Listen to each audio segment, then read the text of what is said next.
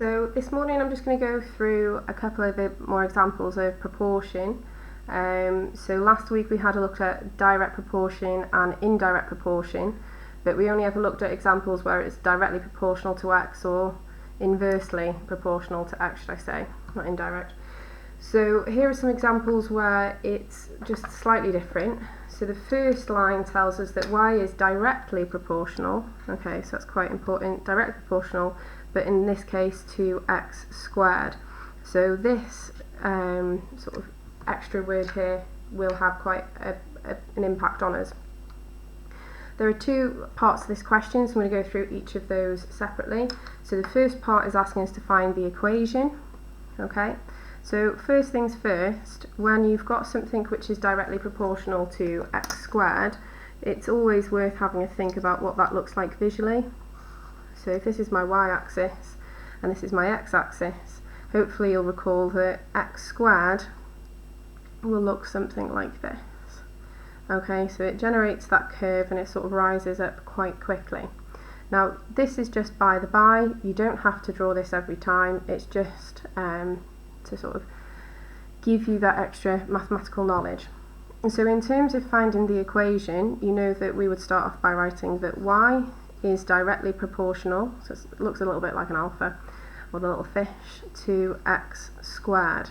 So it's important this time that we do square the x because that's what the question tells us.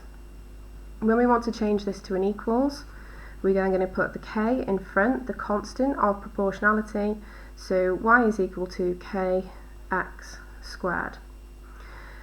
For you to find the equation, you need to have been given some information to do that. So you've got two variables, well, technically you've got three variables, y, k and x. You've been given the information on two of those variables and that's going to help you to find the third.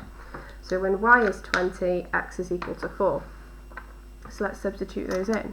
When y is equal to 20, x is equal to 4, so we want k times by 4 squared. 4 squared gives us 16, so we've got 20 is equal to 16k. So to find the value of k, we're going to rearrange. I'm going to divide both sides there by 16. So 20 over 16 is equal to k.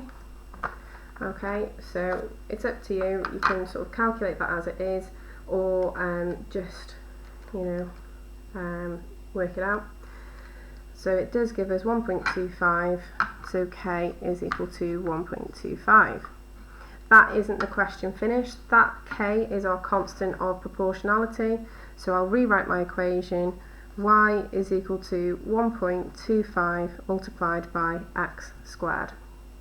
So that's the first question done, and that part there is your final answer. So in terms of going on to the second part of the question, we're now asked to find these missing values in the table, so that's how it will sometimes be presented. So when x is equal to 10, what's the value of y? So x is equal to 10, so I'll just straighten that out for you guys. Y is equal to 1.25 times by 10 squared, so that will give us 125. So if you wanted to, you can then write that into your table there. The second bit then is finding the value of x when y is equal to 60. This one's going to involve a little bit more work. So when y is equal to 60, I'm going to have 60 is equal to 1.25 x squared. So rearranging this now, I'm going to divide by 1.25 on both sides.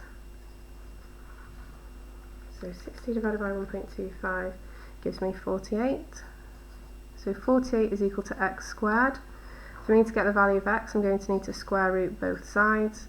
So x equals the square root of 48, which is going to be 6.9 to 1 decimal place.